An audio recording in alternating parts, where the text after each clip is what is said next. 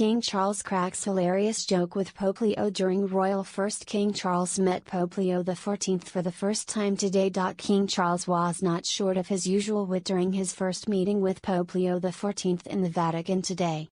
The two men met in the Pope's library earlier this morning before attending a special ecumenical service inside the Sistine Chapel. It was the first time Charles had met with the Pope since his election to the office in May. As they meet inside the Vatican, the king pointed to the cameras recording the historic event, and said they were a constant hazard. Pope Leo said, "You get used to it, as has had to become accustomed to being such a public figure in the 5 months since his papal election." Afterwards, the king, who is head of the Church of England, and Camilla, sat in golden thrones on the raised altar of the Sistine Chapel, in front of Michelangelo's Last Judgment, while the Pope and the Anglican Archbishop of York presided over an ecumenical service. The event marked the first time since the Reformation that the heads of the two Christian churches, divided for centuries over issues, have prayed together. The midday prayer saw the children of the choir of His Majesty's Chapel Royal and St. George's Chapel, Windsor perform If Ye Love Me by Thomas Tallis, the 16th century English Catholic composer.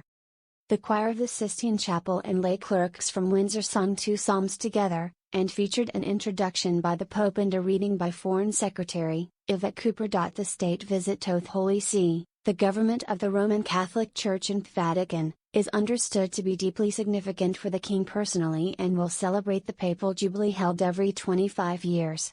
Charles will also be recognized for the British monarchy's historic association with the Basilica, the seat of a Benedictine abbey, and will be made royal comforter of the abbey as, in centuries past, monarchs provided for the upkeep of the tomb of St. Paul at the Basilica.